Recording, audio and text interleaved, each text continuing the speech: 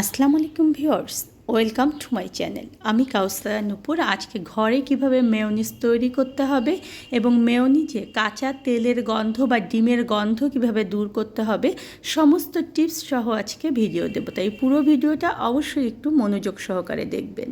Room টেম্পারেচারে থাকা একটা ডিম এখানে দিয়ে দিচ্ছি। আপনারা ডিমের কিন্তু কুসুম এবং সাদা এই দুটো একসঙ্গেই দেওয়ার চেষ্টা করবেন। এখন এর মধ্যে আমি দিয়ে দেব 1/4 চা চামচ পরিমাণ লবণ। আপনারা যদি কেউ একটু স্বাদের জন্য আরেকটু লবণ বাড়িয়ে দিতে চান সেটাও কিন্তু দিতে পারবেন, কোনো সমস্যা নেই। এখানে আমি দিয়ে দেবো 1/2 চা চামচ পরিমাণ সাদা গোলমরিচের গুঁড়ো। যদি কারো ঘরে সাদা গোলমরিচের গুঁড়ো না থাকে তবে সেক্ষেত্রে আপনারা এখানে কালো গোলমরিচের গুঁড়ো ব্যবহার করবেন, কোনো সমস্যা নেই।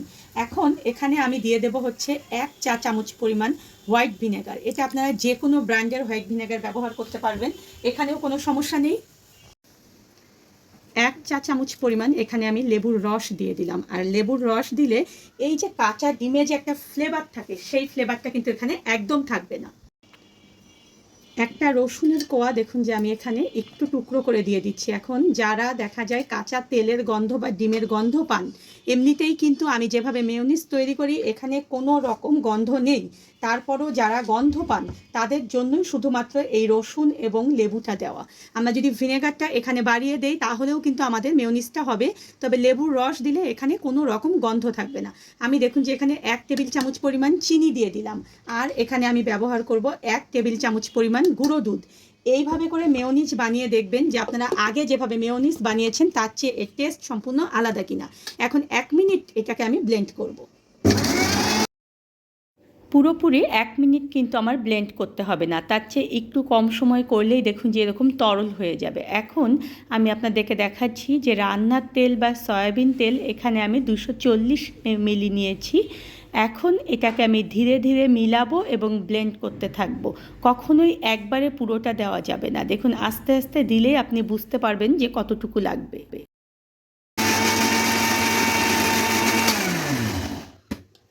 দেখুন আমি দেখিয়ে দিচ্ছি আপনাদেরকে, আমি ধীরে ধীরে এখানে কিন্তু 4 থেকে 5 বারে তেল মিলিয়েছি। এখন আমার কিন্তু পুরো তেলটা লাগেনি, আমার কিন্তু এখানে দেখুন যে কতখানি তেল রয়েছে, মানে এটা কিন্তু 1 কাপ, আমার এখানে 3/4 কাপ পরিমাণ তেল লেগেছে আর 1/4 কাপ পরিমাণ তেল কিন্তু লাগেনি।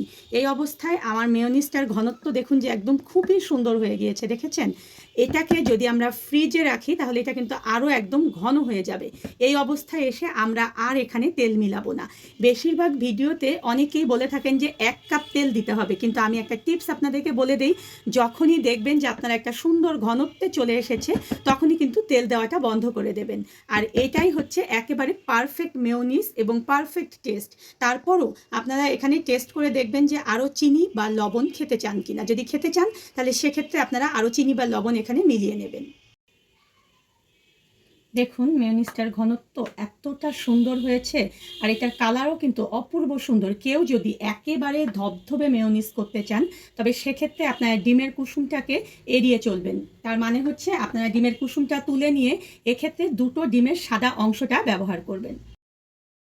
ফ্রিজে মেয়োনিজ যদি সংরক্ষণ করতে চান তাহলে 7 দিন পর্যন্ত এয়ারটাইট বক্সে করে এটা ইজিলি সংরক্ষণ করে খেতে পারবেন। ধন্যবাদ সবাইকে আমার সঙ্গে থাকার জন্য। আর আমার পরবর্তীতে আরও নতুন কোনো ভিডিও পেতে হলে প্লিজ আমার চ্যানেলটা সাবস্ক্রাইব করে পাশেই থাকবেন।